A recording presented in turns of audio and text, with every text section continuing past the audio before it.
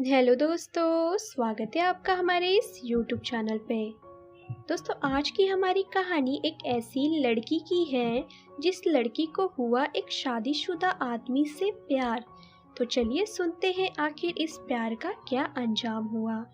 लेकिन दोस्तों, कहानी को शुरू करने से पहले एक ज़रूरी बात, यदि आपने हमारे चैनल को सब्सक्राइब नहीं किया है तो पहले आप जल्दी से चैनल को सब्सक्राइब कर दीजिए ताकि आपको हमारी नई नई कहानियों की जो नोटिफिकेशन है वो आपको सबसे पहले मिलती रहे। तो चलिए दोस्तों, बढ़ते हैं अपनी कहानी की तरफ। मेरा नाम रूही है। बचपन में मेरे माँ बाप गुजर गए थे जब मैं 4 साल की थी। तब से मैं अपने चाचा चाची के घर रहने लगी। धीरे धीरे वक्त गुजरता गया। अब मैं 20 साल की हो चुकी थी। हमारे पड़ोस में एक फैमिली रहने आई। वो शादीशुदा जोड़े थे। उन्हें आए 2 साल हुए थे। मैं अक्सर उनके घर जाया करती थी। दोनों की नई नई शादी हुई थी। लड़की का नाम माया था और लड़के का नाम सोहम था। दोनों बहुत ही अच्छे लोग थे। दोनों की शादी को 3 साल हो चुके थे, मगर वो यहाँ रहने के लिए 2 साल पहले ही आए थे। दोनों की उम्र भी कम थी। माया मुझसे सिर्फ 2 साल ही बड़ी थी। हम दोनों में अच्छी जमने लगी थी। वो मेरी अच्छी सहेली बन गई। सोहम से भी मैं बात किया करती थी। सच कहूँ तो मुझे सोहम पसंद था। उसकी एक छोटी बेटी भी थी, करीब 3 महीने की थी। सोहम एक बच्चे का पिता था। फिर भी मेरे मन में सोहम के लिए मोहब्बत थी। मैं शादीशुदा आदमी से प्यार करने लगी थी। इस बात को शायद अब सोहम ने भी महसूस किया था। मैं उससे शादी की ख्वाहिश भी रखती थी। मैं चाहती थी कि मैं ही अब सोहम से शादी करूं और उसकी पत्नी माया किसी तरह उससे अलग हो जाए। मगर उसकी पत्नी माया को इस बात की कोई जानकारी ना थी कि मैं मन ही मन में सोहम को अपना पति भी मान बैठी हूँ। हम जब साथ में बाजार जाते तो सोहम भी मेरे लिए कुछ ना कुछ चीज़ें खरीद लाता और वो मुझे खुद ला कर देता। माया को इस बात से कोई ऐतराज ना था कि सोहम और मैं बातें करते हैं। माया मुझे अपनी छोटी बहन मानती थी और वो मेरी सबसे अच्छी सहेली भी थी। मगर मैं चाहती थी कि ये दोनों अलग हो जाए और मैं सोहम के साथ रहूं। मैं सोहम की पत्नी बन जाऊं, क्योंकि मेरे मन में तो सोहम के लिए प्यार पनप रहा था। मैं उसे ये बात बताना चाहती थी कि सोहम, मैं तुमसे बेहद मोहब्बत करने लगी हूँ और मुझे तुमसे दूसरी शादी भी करनी है। मैं माया और सोहम के साथ रहना चाहती थी। मैं ये भी जान चुकी थी कि सोहम अपनी पत्नी माया को कभी उससे अलग नहीं करेगा, इसलिए मैं चाहती थी कि मैं वो दोनों के साथ ही साथ में रहूं शादी करके। मगर इस बात के लिए माया का भी राजी होना ज़रूरी है। और रही बात सोहम की, मैं चाहती थी कि मैं उसे तो मना ही लूँगी। मुझे ऐसा लगता था कि सोहम भी मुझसे प्यार करता है। धीरे धीरे मैं सोहम के घर भी ठहरने के लिए चली जाती थी, क्योंकि माया मुझे अपने घर खुद बुलाती थी। लेकिन एक दिन माया को भी ये लगने लगा कि शायद मैं उसके पति सोहम पर डोरे डाल रही हूँ, तो वो मुझसे पहले की तरह ज़्यादा अब बात नहीं करती थी। अब तो वो कुछ परेशान सी भी रहने लगी थी, लेकिन मुझे तो उससे कोई फ़र्क नहीं पड़ता था, क्योंकि मैं तो सोहम को पाना चाहती थी और हुआ भी कुछ ऐसा ही। सोहम भी मुझे पसंद करने लगा था। मेरी खूबसूरती के आगे अब उसे माया अच्छी नहीं लगती थी। सोहम को मेरी खूबसूरती भा गई थी। वो मुझसे कहता था कि रूही, तुम माया से ज़्यादा खूबसूरत हो और मेरा कितना ख्याल रखती हो। ऐसी बातें कहकर वो मेरी तारीफ करने लगा था। उसकी बात सुनकर, उसकी तारीफें सुनकर मुझे एक अनजानी सी खुशी महसूस होने लगी। सोहम का एक दोस्त था, उसका नाम रवि था। रवि मुझसे भी बातें किया करता था।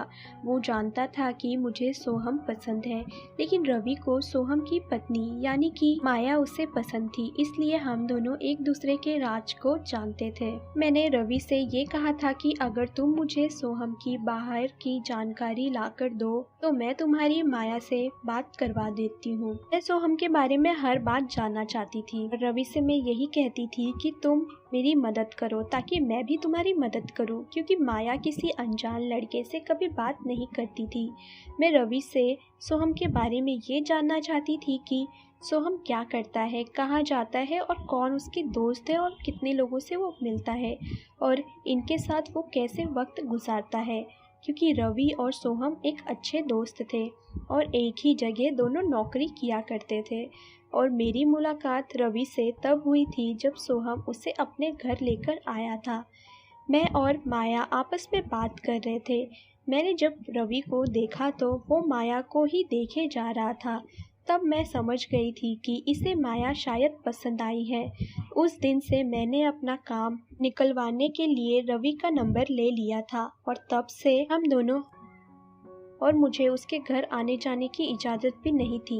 रवि और मैं अच्छे दोस्त बन चुके थे। रवि ने मुझे सोहम के बारे में सब बता दिया था, उसकी पसंद नापसंद, क्योंकि माया कुछ दिनों से मुझसे ठीक से बात नहीं कर रही थी। से शायद पता लग गया था कि मैं सोहम को चाहने लगी हूँ, लेकिन सोहम मुझसे चोरी छुपे मिलता रहता था। सोहम भी मुझे पसंद करता था। हम दोनों कभी कभी बाहर भी घूमने जाते थे और फिर एक दिन सोहम ने मुझे कहा कि रूही, मैं तुम्हें बहुत पसंद करने लगा हूँ, लेकिन अपनी पत्नी से मैं अलग नहीं होना चाहता। मैं तुमसे शादी करना चाहता हूँ, लेकिन चोरी छिपे, ताकि किसी को हमारी शादी की खबर ना मिल सके। मुझे तुम अच्छी लगने लगी हो। मैं तुमसे शादी करूंगा, हम अलग घर में रहेंगे। मैं तुम्हें दूसरे शहर लेकर जाऊंगा और माया को उसके मायके छोड़ दूंगा। फिर हम साथ में रहेंगे, किसी को कुछ पता नहीं चलेगा। इस तरह तुम भी खुश रहोगी और मैं भी खुश रहूंगा और माया भी खुश हो जाएगी। उसे कभी हमारे बारे में पता नहीं चल पाएगा। फिर मुझे भी सोहम की ये बात ठीक लगी कि वो भी मुझसे बहुत मोहब्बत करने लगा है और मेरे साथ वो शादी करना चाहता है। मैं बहुत खुश थी कि आखिरकार हम शादी करने वाले हैं, क्योंकि यही तो मैं चाहती थी। मैं बहुत खुश थी। हमने अपनी शादी की तैयारियां भी शुरू कर दी थी। हम घर से भागने वाले थे। मैंने ये सारी बात सिर्फ रवि को बताई थी कि अगर सोहम और मैं शादी कर लेंगे तो तुम्हारा काम आसान हो जाएगा। तुम माया से अपने दिल की बात कह देना और उससे शादी कर लेना, क्योंकि शादी के बाद तो मैं माया को वैसे भी सोहम के साथ कभी रहने नहीं दूंगी। तो इसलिए ये अच्छा मौका होगा कि तुम अब माया के हो जाओगे और तुम्हें माया मिल जाएगी और इस तरह तुम भी खुश रहोगे और मैं भी अपने सोहम के साथ खुश हो रहूंगी। हम दोनों, सोहम और मैं, 2 महीने बाद ही घर से भागकर शादी करने वाले थे कि तभी ना जाने कैसे मेरे घर पर चाचा चाची को सोहम और मेरे रिश्ते की खबर लग चुकी थी कि हम शादी करने वाले हैं। चाचा को जब ये खबर पता चली तो चाचा ने मेरा घर से निकलना ही बंद कर, वो मुझे अब घर से बाहर निकलने नहीं देते थे और उन्होंने मेरी शादी कहीं और ही तय कर दी। चाचा ने सोहम की पत्नी माया को भी हमारी सारी बातें बता दी। तो जब उसकी पत्नी माया ने सोहम से पूछा तो वो कहने लगा, नहीं, ये लड़की झूठ कह रही थी, मुझे अपने जाल में फंसाने की कोशिश कर रही थी, ये सब गलत है, ये सब इसकी चाल है। सोहम ने सारा इल्ज़ाम मुझ पर लगा दिया और खुद सबकी नज़रों में अच्छा बन चुका था वो। ये लड़की शुरू से ही मुझ पर डोरे डाल रही थी। माया ने भी अपने पति की बात पर यकीन कर लिया और मेरे चाचा को कहा कि तुम्हारी लड़की ही झूठी है, ये मेरे पति के साथ नाजायज रिश्ता रखना चाहती थी, इसलिए मेरे पति की इसमें कोई गलती नहीं है। मेरे पति तो शरीफ है, मुझे अपने पति पे पूरा विश्वास है, इसलिए हम ये घर और ये शहर छोड़कर यहाँ से हमेशा के लिए जा रहे हैं। आपने तो हमारी यहाँ बदनामी करा दी। फिर 2 दिन बाद सोहम अपनी पत्नी को लेकर दूसरे शहर में चला गया। मुझे यकीन नहीं हुआ कि सोहम ने मुझे धोखा दे दिया। पहले तो वो मुझसे प्यार भरी बातें किया करता था और मेरे साथ घूमता फिरता था। मुझे उसने अपनी मीठी मीठी बातों में फंसाकर उसने मुझसे झूठ कहा था कि वो मुझसे शादी करेगा। उसने मेरे साथ वक्त गुजारा। उसके जाने के बाद मेरी 1 महीने के बाद शादी हो गई। मेरे चाचा ने मेरी शादी करा दी। इसमें गलती शायद मेरी ही थी, जिससे प्यार किया, शादी के सपने देखे, वही मुझे इस तरह छोड़कर मुझे झूठा कहकर चला गया। आखिर अब मैं पछता रही थी, क्योंकि मुझे प्यार हुआ भी तो एक शादीशुदा आदमी से और इस सब की जिम्मेदार मैं खुद थी, जो कि अपनी सहेली माया की जिंदगी खराब करनी चाहिए और यहाँ मेरी ही जिंदगी खराब हो गई। मुझे समझ नहीं आया कि आखिर ये सारी बात घर पर कैसे पता चली।